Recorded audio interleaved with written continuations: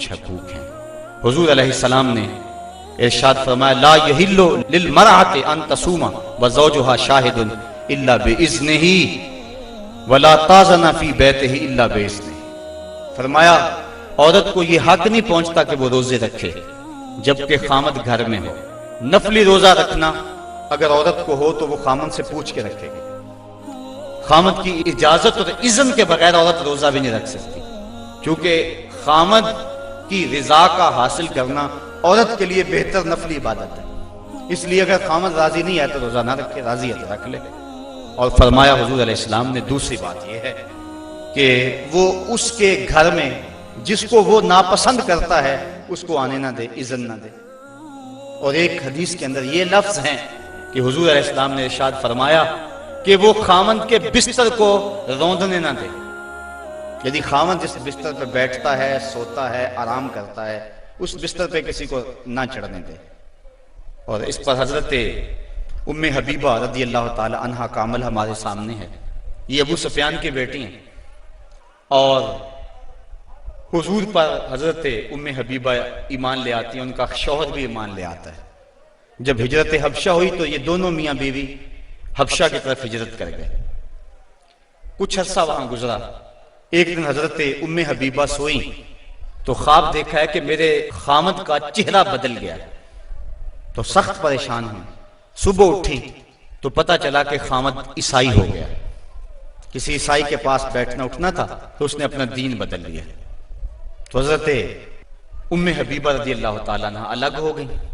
کچھ عرصے کے بعد خامد بھی فوت ہو گیا۔ اب وہاں پردیس میں سارے جہان کو چھوڑ کر وہاں گھر بس آیا تھا تو وہاں وہ تنہا ہو گئی، تو سخت پریشان تھی۔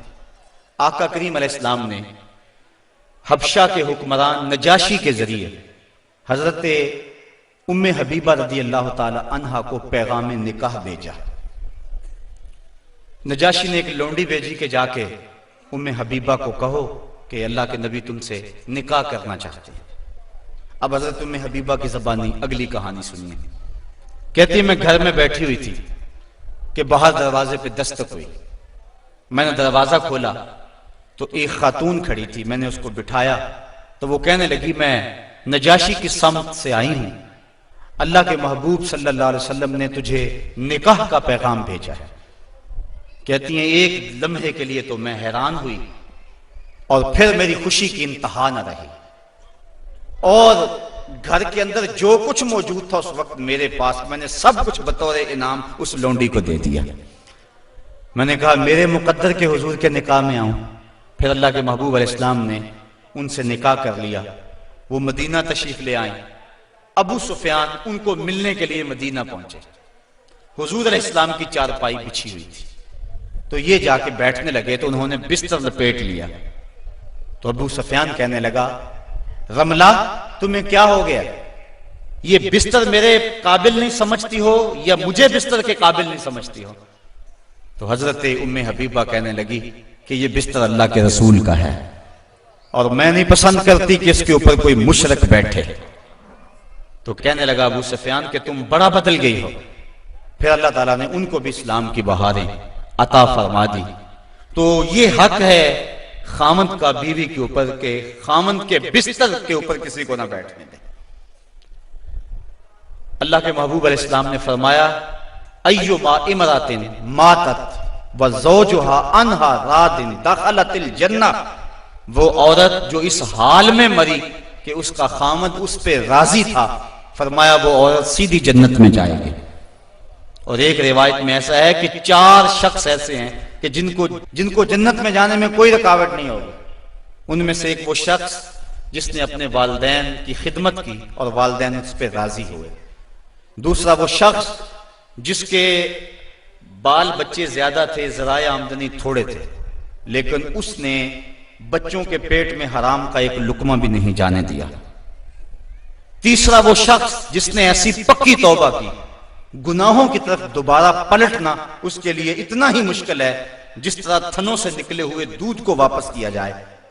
اور چوتھی وہ خاتون کہ جس نے اپنی ساری محبتیں اپنے خامند پہ نچھاور کر دی، اور اس حال میں فوت ہوئی کہ اس کا خامد اس پہ راضی تھا. فرمایا ان چاروں کو جنت میں جانے سے کوئی بھی نہیں روک سکتا.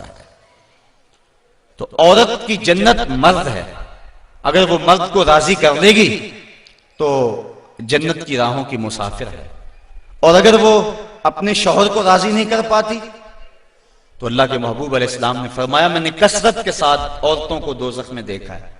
عرض کی حضور کس وجہ سے؟ فرمایا ایک تو کثرت سے لعنت کرنے والی ہوتی ہیں، اور دوسرا خامد کی ناشکری کرنے والی ہوتی ہیں.